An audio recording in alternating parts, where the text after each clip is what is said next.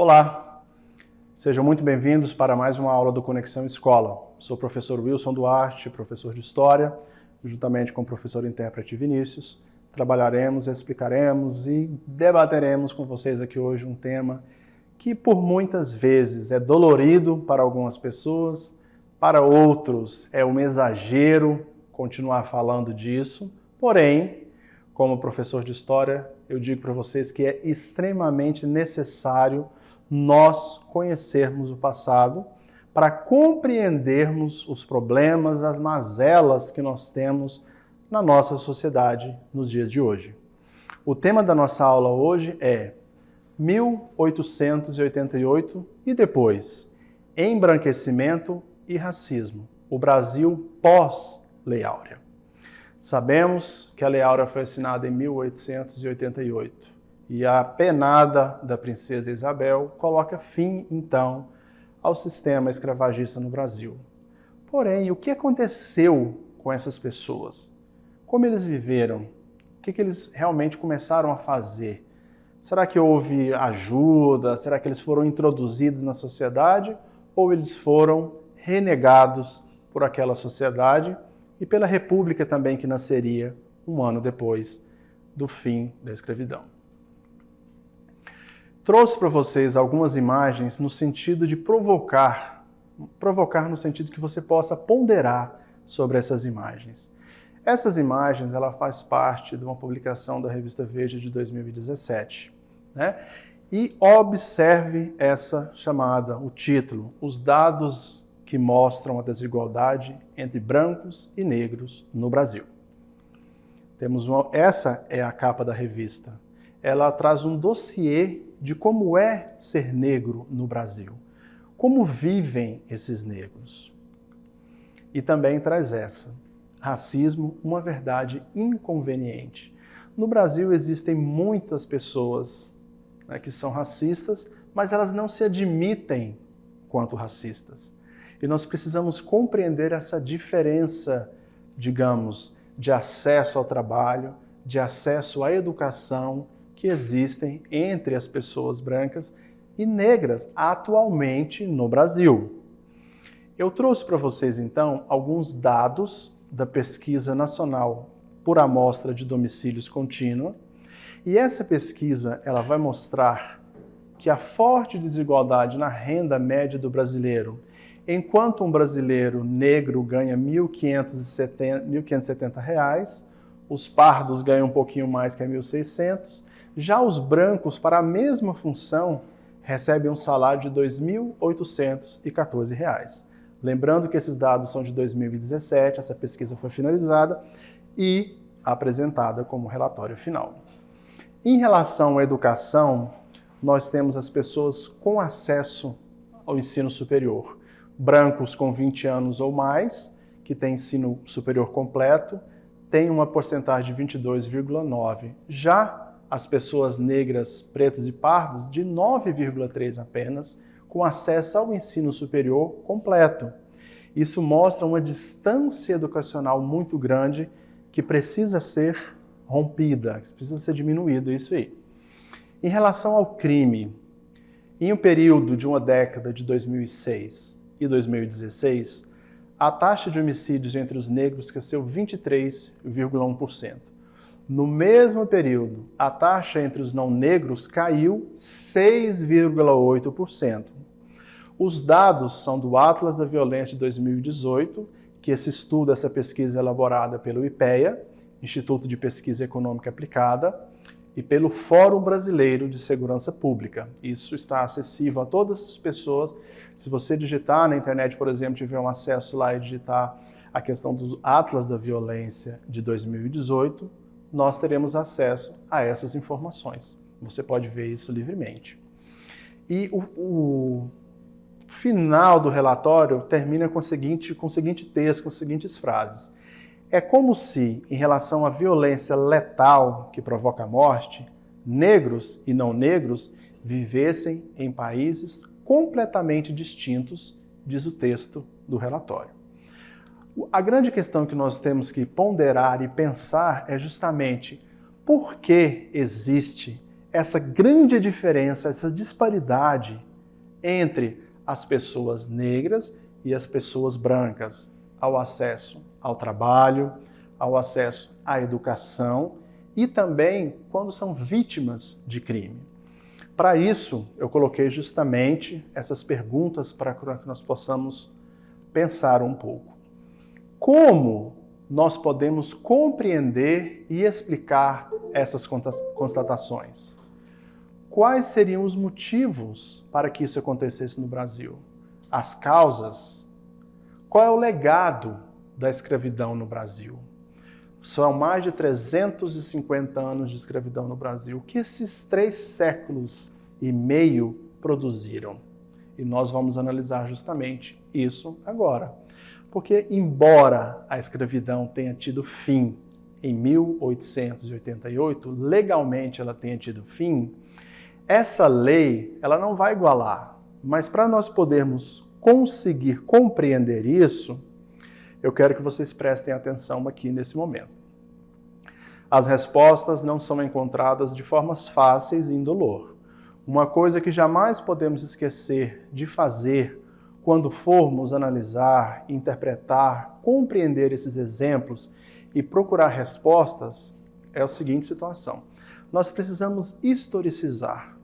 Se eu quero compreender por que os negros vivem dessa forma, com essa diferença, por que existe essa diferença entre brancos e negros, eu preciso analisar o processo da escravidão. Eu preciso historicizar esses acontecimentos. E aí sim, eu vou conseguir trazer essas informações para vocês, para mim e para a sociedade de uma forma geral. Primeira coisa, o que significa historicizar? Colocar determinado acontecimento ou fato em contexto histórico. Então nós colocaremos aqui o legado da escravidão, o resultado da escravidão em contexto histórico, para que nós possamos compreender essas diferenças. Segundo Leandro Jorge Daronco, doutor em História e professor do Instituto Federal de Educação, Ciência e Tecnologia Farroupilha, Campus Santa Rosa, no Rio Grande do Sul, é preciso lançar, pelo menos, 2 olhares sobre os legados da escravidão no Brasil. O primeiro ponto seriam os aspectos formadores da cultura, da identidade e da etnicidade brasileiras, pois o negro africano constitui um dos pilares étnicos de nossa formação social e cultural. Sua contribuição está imbricada na cultura geral. Ela está presente fortemente na cultura, na religiosidade, na multiculturalidade, na culinária, na musicalidade, na dança e nas demais expressões artísticas. O segundo ponto que nós temos que pensar é a presença determinante do negro nos principais ciclos produtivos da história brasileira: açúcar, ouro, pecuária, café, entre outros. Quem esteve trabalhando, quem esteve realizando esse trabalho foram os negros. O escravo tornou-se imprescindível ao funcionamento da colônia e, mais tarde, do Brasil imperial. Ao mesmo tempo, a escravidão produziu mazelas históricas em nosso país que dificilmente poderão ser reparadas. E são essas mazelas históricas que foram produzidas como resultado da escravidão que eu vou apresentar para vocês aqui. O negro, então, depois da abolição, ele se tornou um problema. E a solução encontrada para lidar com esse problema foi justamente acabar com o excesso de sangue negro e a carência de civilização da população brasileira. Para fazer isso, foi implantado uma política de incentivo à imigração. Essa imigração visava o quê? Trazer europeus brancos para o Brasil. Esses europeus brancos misturariam aqui, teriam filhos, e o sangue negro iria desaparecendo, e trazendo assim um povo, então, com maior qualidade biológica.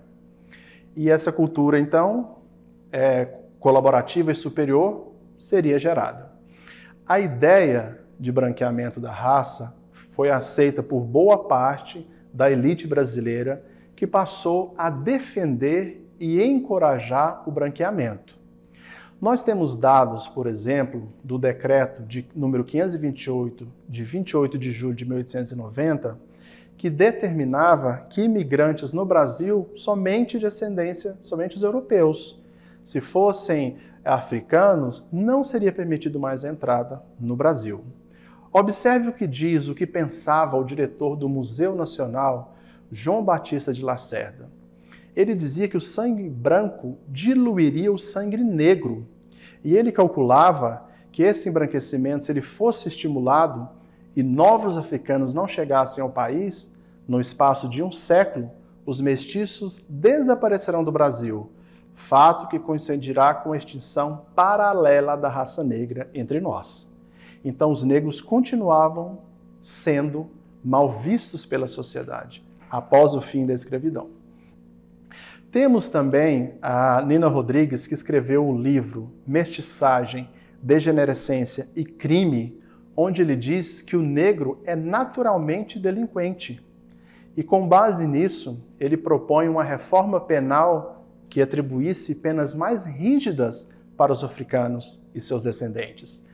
A Constituição Brasileira de 1934 determinava que era dever do Estado estimular a educação eugênica, uma educação que dizia que o branco era superior ao negro.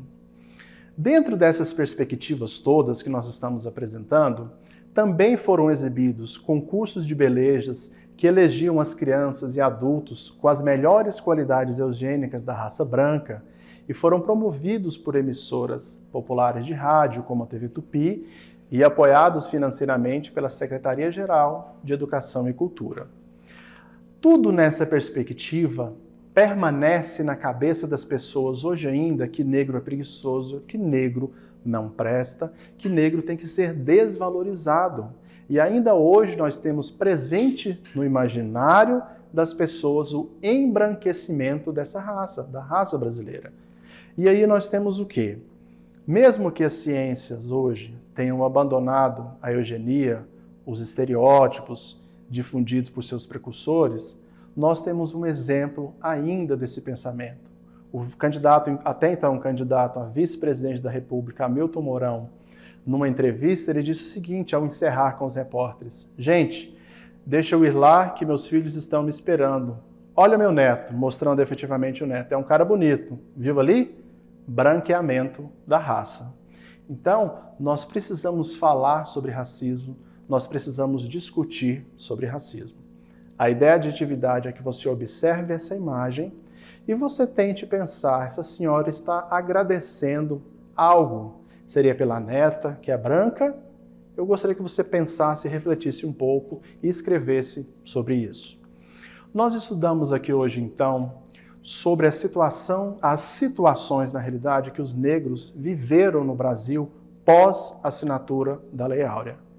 A escravidão, a assinatura da Lei Áurea, coloca fim à escravidão legalmente, mas ela não iguala os negros em condições e oportunidades. Espero que vocês tenham gostado do tema, que vocês possam estar conosco e até a próxima.